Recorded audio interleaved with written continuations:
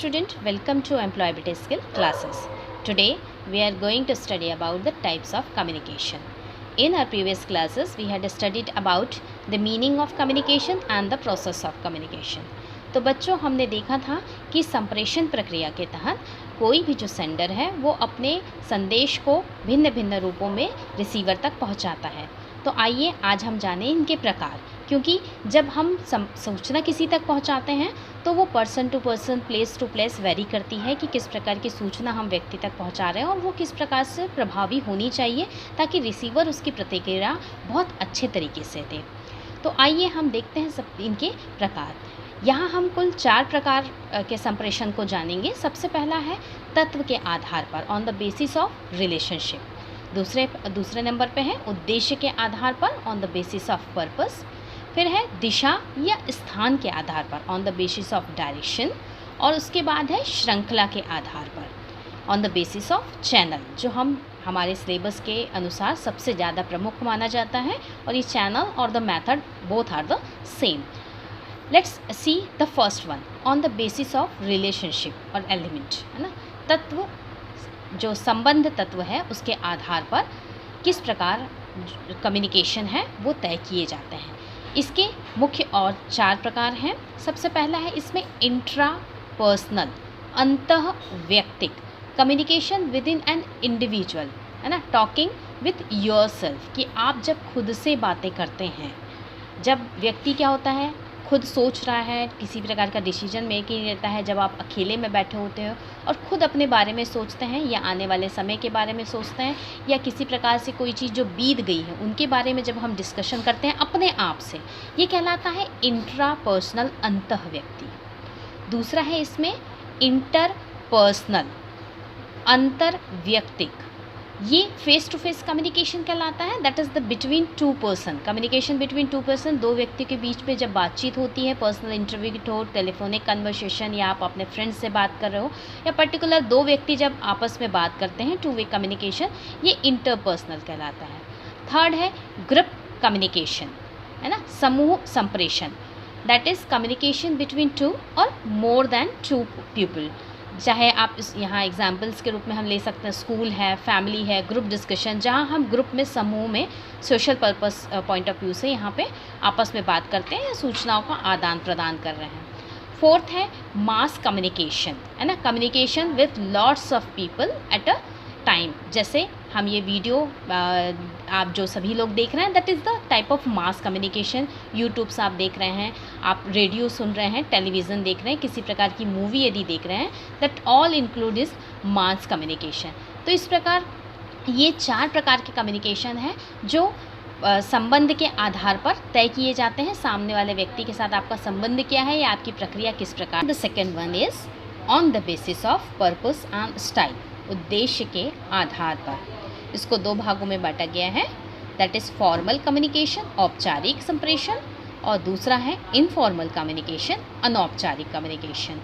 इसके नाम से ही क्लियर है, उद्देश्य के आधार पर, मतलब उद्देश्य को निर्धारित करके ही कम्युनिकेशन किए जाते हैं। इसलिए ज़्यादातर इस प्रकार के कम्युनिकेशन का इस्तेमाल जो है वो वर्क प्लेस पे किया जाता है, जिसके साथ उद्देश्य निर्धारित होता है।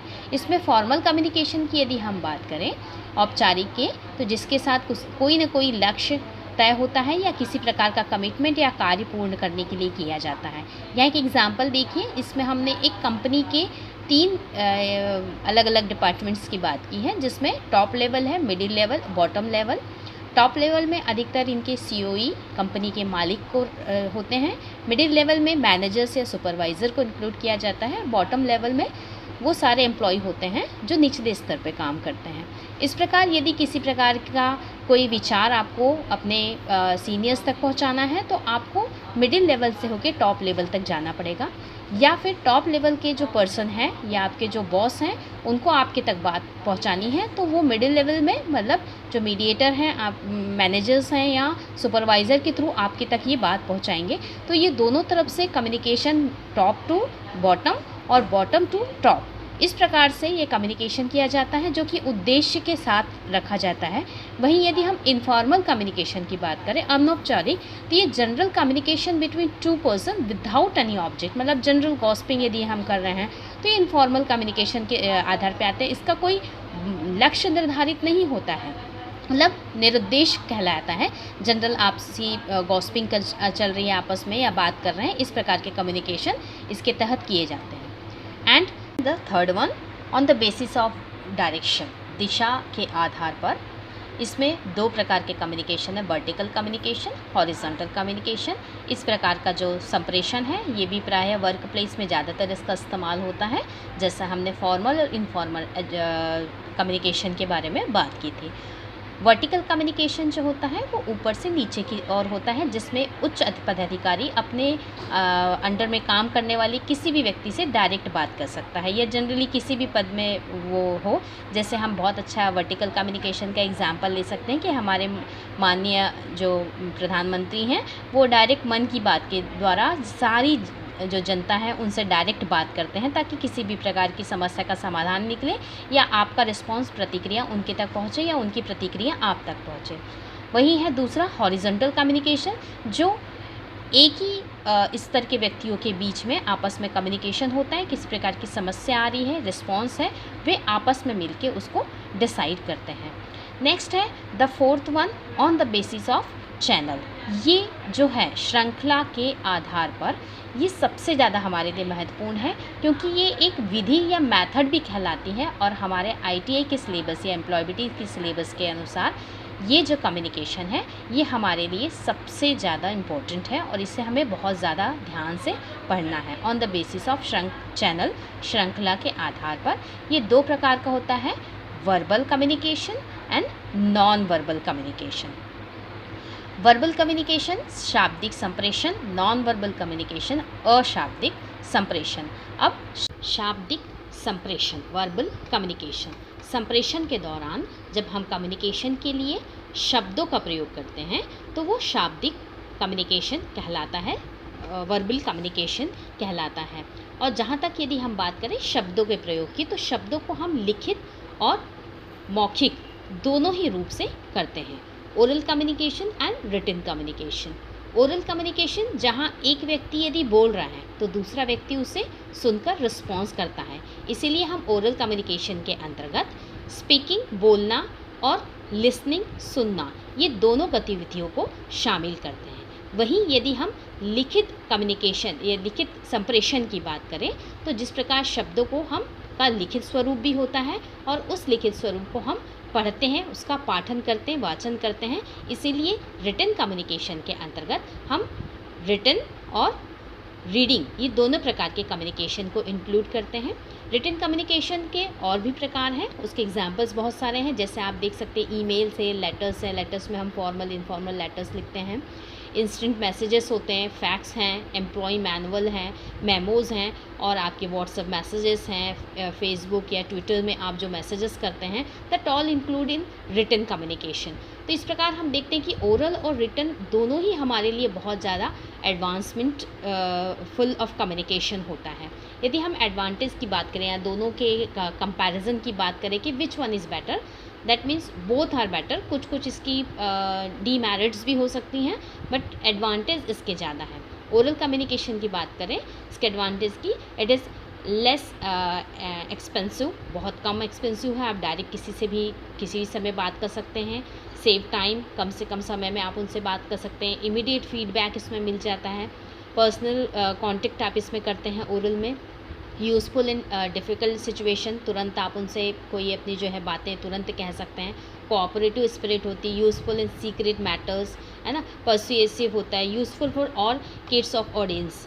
तो ये इस प्रकार हम एडवांटेज इसके बहुत सारे देख सकते हैं ओरल कम्युनिकेशन के, as well as written communication also, है ना। रिटन कम्युनिकेशन के एडवांटेज की यदि बात करें तो it creates a permanent record. कोई भी चीज़ लिखित में यदि होती है तो हम उसे ज़्यादा से ज़्यादा समय तक अपने पास रिकॉर्ड के रूप में रख सकते हैं। Allows you to store information for further references, easily distributed, है ना। All recipient receive the same information, है ना। यदि हम वर्बल की बात करें, ओरल की बात करें तो पर्सन टू पर्सन वो चीज़ वेरी हो जाती है, लेकिन यदि रिटन की बात करें तो वो सेम जो रेसिपिएंट है हर किसी पर्सन को सेम चीज़ पहुंचेगी।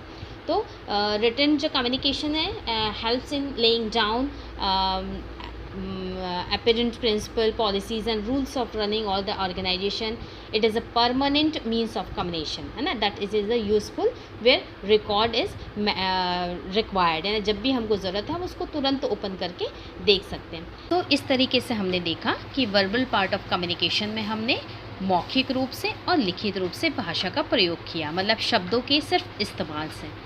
तो क्या कम्युनिकेशन, हमारा जो संप्रेषण है, वो इस तरीके से पूर्ण हो सकता है या इफ़ेक्टिव हो सकता है?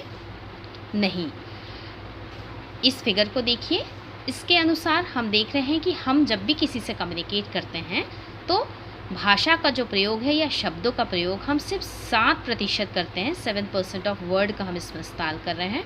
Body language 55%, tone of voice 38%. मतलब जब भी हम किसी से कम्युनिकेट करते हैं तो कोई ज़रूरी नहीं कि सिर्फ पूर्णतः हम शब्दों का ही प्रयोग करें.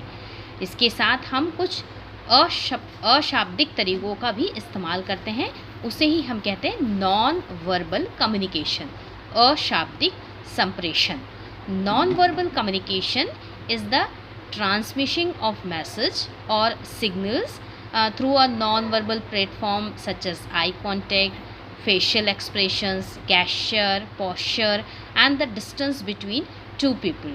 तो इस प्रकार जो अशाब्दिक, मतलब शब्दों का प्रयोग नहीं हो रहा लेकिन उसमें बहुत सारे हम हाव भाव, हमारी फीलिंग्स जो लाते हैं फेशियल एक्सप्रेशन के थ्रू, हमारे हाथों के इशारों के थ्रू, ये सारा चीज़ हमारा नॉन वर्बल कम्युनिकेशन के अंतर्गत आता है.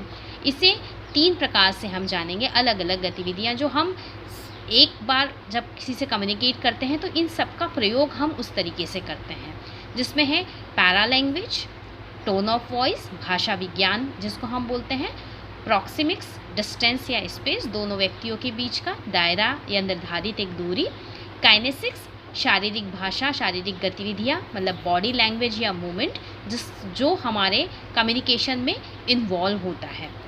और ये सब चीज़ हमारे कम्युनिकेशन के ऊपर इफ़ेक्ट डालता है. सबसे पहले हम बात करेंगे पैरा लैंग्वेज की. पैरा लैंग्वेज यानी भाषा विज्ञान. जब भी हम किसी से बात करते हैं तो हम कंटिन्यूशन में एक ही लहजे में एक दर में बात नहीं करते, किंतु उसमें बहुत सारे जो अनुलोम विलोम होती हैं, भाषाओं के उतार चढ़ाव रहते हैं, उन सब का प्रयोग करते हैं. और वो इम्पैक्टिव होती है कि किस चीज़ को हम बहुत ज़्यादा इम्पोर्टेंस दे रहे हैं, किस चीज़ को हम डिनोट कर रहे हैं, कहाँ हमें रुकना है और कहाँ हमें कंटिन्यूशन में उस चीज़ को बोलते जाना है.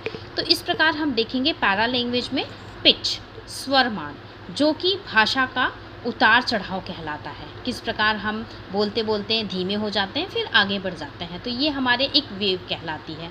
वॉल्यूम यानी मात्रा, कहाँ हम बहुत ज़्यादा हाई और कहाँ ज़्यादा लो हम बोल रहे हैं. जिस प्रकार यदि कोई व्यक्ति हमें डांट रहा है तो बहुत ज़्यादा हाई पिक में बोलेगा, और प्यार से यदि बात कर रहा है तो वो उसका वॉल्यूम कम रहेगा. तो इससे हम सामने वाले पर्सन के बोलने के तरीके को समझ जाते हैं. रेट यानी दर, बहुत ज़्यादा बोलना या बहुत ज़्यादा कम बोलना, या फिर हम भाषा का प्रयोग करते समय किस चीज़ को बहुत कम रूप में प्रयोग, संक्षिप्त रूप में बोल रहे हैं या बहुत विस्तारित रूप में बोल रहे हैं, उससे हम सामने वाले के मनोभाव को समझ जाते हैं. क्वालिटी, गुणवत्ता, ये वॉइस क्वालिटी बहुत ज़्यादा इम्पैक्ट डालती हैं, स्पेशली फील्ड एरियाज़ में जहाँ वर्क करते हैं लोग, उस वहाँ पे क्वालिटी का बहुत असर होता है. आप सेल्स पर्सनस को देखेंगे या टेलीफोनिक कन्वर्सेशन जहाँ करते हैं वहाँ देखेंगे कि वॉइस क्वालिटी को बहुत ज़्यादा अच्छा माना जाता है. फॉर एग्जांपल हम यदि बात करें अमिताभ बच्चन की, the best voice quality in media, कि वहाँ उनकी आवाज़ को एक बेस्ट जो नमूना माना जाता है वॉइस फील्ड में. तो that is the quality. Quality के ऊपर भी आप सामने वाला पर्सन आपको सुन रहा है या नहीं सुन रहा है, वो चीज़ इसके ऊपर डिपेंड करती है.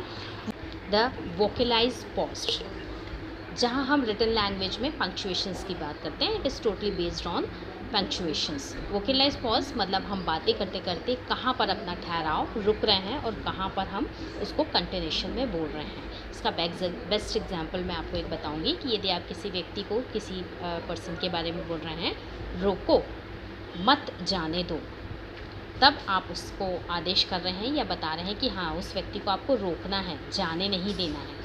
वहीं आपने बोला रोको मत जाने दो, यहाँ आप बोल रहे हैं कि उस व्यक्ति को आपको रोकना नहीं है, जाने देना है.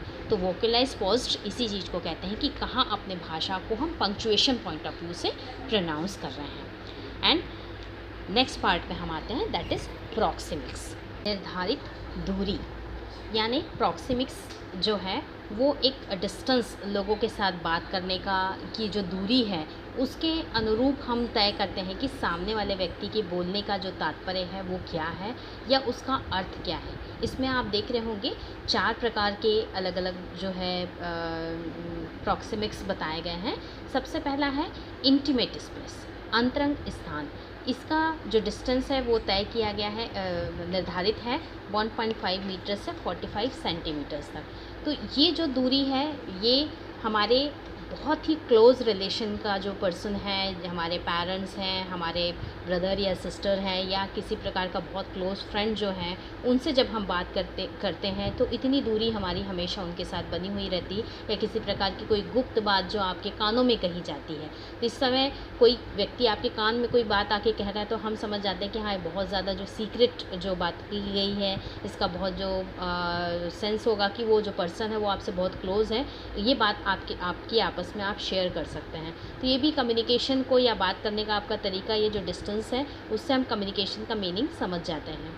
नेक्स्ट आपका है इसमें पर्सनल, मतलब व्यक्तिक स्थान या स्पेस। इसकी जो दूरी है 4 फुट से 1.3 मीटर की होती है। इतनी दूरी से यदि कोई व्यक्ति बात कर रहा है तो ये कह सकते हैं कि आपका जो उनके साथ रिलेशन है वो फ्रेंड्स जोन के बेस पे माना जाता है। इसे फ्रेंड जोन्स भी बोलते हैं कि आप जनरल किसी अपने फ्रेंड से बात कर रहे हैं या व्यक्तिगत रूप से यदि आप किसी से बात कर रहे हैं तो आपकी 1.3 मीटर की दूरी जो है इसके अंतर्गत आप उनसे हमेशा या उसके दायरे के बाहर आप इससे बात करते हैं। नेक्स्ट है social space. 12 feet to 3.5 metre का दायरा इसके अंतर्गत तय किया गया है। इस प्रकार का जब वार्तालाप आप किसी से करते हैं इतने डिस्टेंस पे, तो वो एक सामाजिक स्थान के तहत कहते हैं, या आपका संप्रेषण सामाजिक होता है। जिस प्रकार क्लासरूम में टीचर आपको बता रहे हैं, आप फ्रेंड्स से खेलते हुए दूरी रखते हुए जब बात करते हैं, ये सारा सोशल स्पेस के अंतर्गत आता है। नेक्स्ट है पब्लिक स्पेस। ये 25 फीट टू 7.6 मीटर तक तय किया जाता है। पब्लिक यानी कि सार्वजनिक, जो बात जो कही जा रही है वो सार्वजनिक रूप से आप कितने भी व्यक्ति से कह सकते हैं। इसमें किसी प्रकार की सीक्रेसी नहीं होती है, जनरल जनहित के लिए किया जाता है। चाहे माइक में कोई बात आप लाउड स्पीकर में ज़ोरों से बात करें, किसी नेता के द्वारा भाषण दिया जा रहा है, या किसी प्रकार की स्पीच टेलीविज़न में आ रही है जिसको दूर दूर तक प्रसारित किया जा रहा है, ये सारा पब्लिक स्पेस के अंतर्गत आता है। तो ये जो दूरियाँ हैं ये भी हमारे संप्रेषण में बहुत ज़्यादा इम्पैक्ट डालती हैं।